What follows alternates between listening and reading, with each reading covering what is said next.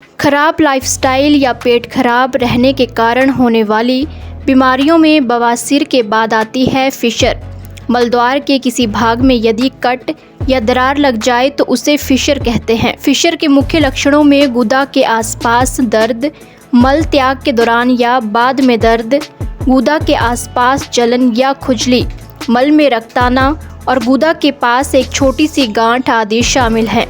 इसके क्या लक्षण हैं और क्या इलाज है, इसके बारे में विस्तार से बता रही हैं जनक स्वास्थ्य एवं क्षार सूत्र केंद्र कांगड़ा से anorectal disorder expert doctor Shilpa Salaiya. My name is Dr. Shilpa. Today I discuss about anorectal disorders. Last video में हमने पाइल्स डिस्कस किया था, बवासीर जिसको बोलते हैं, और आज की वीडियो में हम डिस्कस करेंगे फिशर के बारे में, जो कि एक कट होता है गुदा की जगह पे, एनस की जगह पे एक कट लग जाता है। आज हम उसके बारे में डिस्कस करेंगे।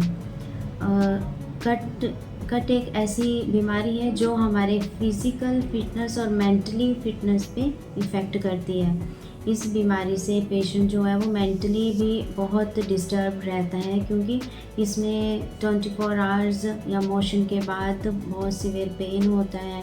फिर वो पेन जो है वो सारा दिन बना रहता है। किसी किसी पेशेंट्स को वो पेन 2-3 घंटे में रिलीफ होता है, किसी पेशेंट को वो पेन जो है वो शाम तक बना रहता है। फिशर के जो लक्षण है, जो कट लगता है उसके लक्षण होते हैं कि एनस में, गुदा में ड्यूरिंग मोशन लैटिन जब करते हैं तो बहुत दर्द होता है और कभी कभी ब्लड भी आ जाता है, और उसमें जो है वो लैटिन वाली जगह पे एक धीरे धीरे एक मस्सा भी तैयार हो जाता है। लेकिन जब भी मोशन करते हैं तो उसी वक्त उसका पेन रहता है, और जो अगर कट जो है वो बहुत तीखा कट बन गया हो तो उसकी दर्द तो सारा दिन बनी रहती है। और अगर फिशर जो है वो इनिशियल बना है, नया बना है, तो उसकी दर्द जो है वो किसी को 5 मिनट तक रहती है, किसी को 10 मिनट तक रहती है, और फिर वो धीरे धीरे रिलीफ हो जाता है। इसको फिशर कहते हैं। इसमें मेन सिम्टम है इसका दर्द और खून का आना। सिर्फ दर्द होती है इसमें और खून का आना होता है, ये एक फिशर का सिम्टम है। और इसको हम और इसके कारण क्या क्या होते हैं, जैसे किसी को बड़े टाइम से कॉन्स्टिपेशन रह रही हो, कब्ज रह रही हो, या कोई बहुत तीखा कंटिन्यूटी में बहुत तीखा खाते हो, जैसे आजकल बच्चे बहुत स्पाइसी खाते हैं, बहुत मैदा खाते हैं, उससे भी कॉन्स्टिपेशन हो जाती है। और इससे क्या होता है कि एनस के जो गुदा के जो मसल्स हैं, हमारी मांसपेशियां हैं, वो बहुत स्टिफ हो जाती हैं, बहुत सख्त हो जाती हैं। सख्त होने के कारण क्या है, वहाँ पे एक कट बन जाता है।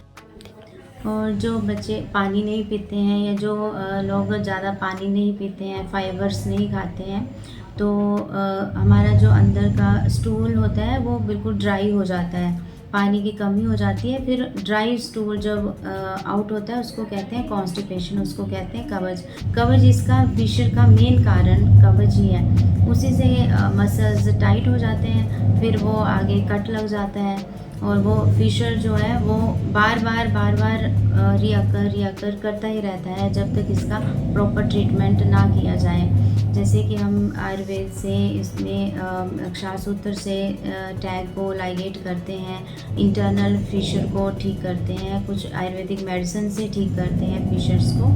तो जब तक इसका प्रॉपर इलाज ना किया जाए तब तक ये बार आता ही रहता है फिशर।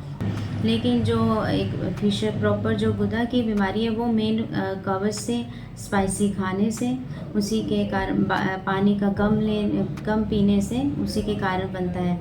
और आजकल एक फिशर का एक नया कॉज है जो कि पहले हमारे भारत में नहीं हुआ करता था। जब से हमने ये वेस्टर्न शीट यूज़ करना शुरू किया है और वो जेट का इस्तेमाल करना शुरू किया है, तो वो जेट के प्रेशर से ही इंजरी होने के कारण, हमारे मसल में, स्किन में इंजरी होने के कारण वो कट बन जाता है। फिर वो डे टू डे हर दिन वहाँ पे इंजरी होती रहती है, धीरे धीरे होती रहती है, फिर वो एक सीवियर कट का फॉर्म ले लेती है, सीवियर कट का रूप ले लेती है। फिर वो कट जो है वो भी एक फिशर का एक मेजर कारण अभी जो है वो तैयार हो गया है। और दूसरा, छोटे बच्चे जो होते हैं, वो बिल्कुल छोटे बच्चे होते हैं, 1.5 साल के, 2 साल के, वो पानी नहीं पीते हैं और मोशन जाना भी वो अवॉइड करते हैं, रोक लेते हैं। फिर क्या होता है कि जो मोशन में लिक्विड होता है, वो हमारी आंत जो है वो फिर से पानी को अब्जॉर्ब कर लेती है और लैट्रिन जो है वो फिर सूख जाती है। उसके कारण भी बच्चे जब ज़ोर लगाते हैं तो उन छोटे छोटे बच्चों को भी फिशर तैयार हो जाता है। और जब कोई भी पेशेंट है, किसी की भी अगर ऐसी ड्यूटी है जो कि बड़े समय तक उनको बैठना पड़ता है सीट पर, गाड़ियों की, पर्सनल गाड़ियों में भी, बसेस में भी, वो गर्म उस एरिया को बहुत हीट देती हैं और मसल्स को टाइट करती हैं, फिर वो फिशर क्रिएट हो जाता है। इसलिए उनको जो है वो अपनी सीट पे एक कॉटन की गद्दी जिसको बोलते हैं, उसको रखना चाहिए। और थोड़े समय के लिए जैसे जिनकी जॉब ऐसी है, जैसे क्लरिकल जॉब है, जो कंटिन्यूटी बैठते हैं, तो थोड़ा उनको उठ के मूवमेंट करनी चाहिए। और अगर कोई जो है वो बार बार, जिसको आदत है मोशन जाने की, बार बार जिनको इच्छा रहती है कि अभी हमारा पेट खाली नहीं हुआ, हम अभी भी जाया है, खाना खाने के बाद जाने की आदत होती है, उससे भी कट बन जाते हैं। बार बार उस चीज़ को डिस्टर्ब करने से भी कट बन जाते हैं। अभी नेक्स्ट है कि फिशर का क्या उपचार है, कि हम क्या कर सकते हैं फिशर में। तो फिशर में सबसे पहले घरेलू उपचार तो यही होता है कि हम वाटर इनटेक अपना बढ़ा दें, जिससे कि हमारी आंत अगर एब्ज़ॉर्ब कर रही है, वाटर एब्ज़ॉर्ब कर रही है, तो उसे और प्रॉपर पानी जो है वो हमें मिल जाए और स्टूल जो है वो ड्राई ना रहे, लैट्रिन जो है वो सूखी ना रहे। तो ये आता है कि फिशर की क्या ट्रीटमेंट कर रहे हैं हम, क्या उपचार कर रहे हैं।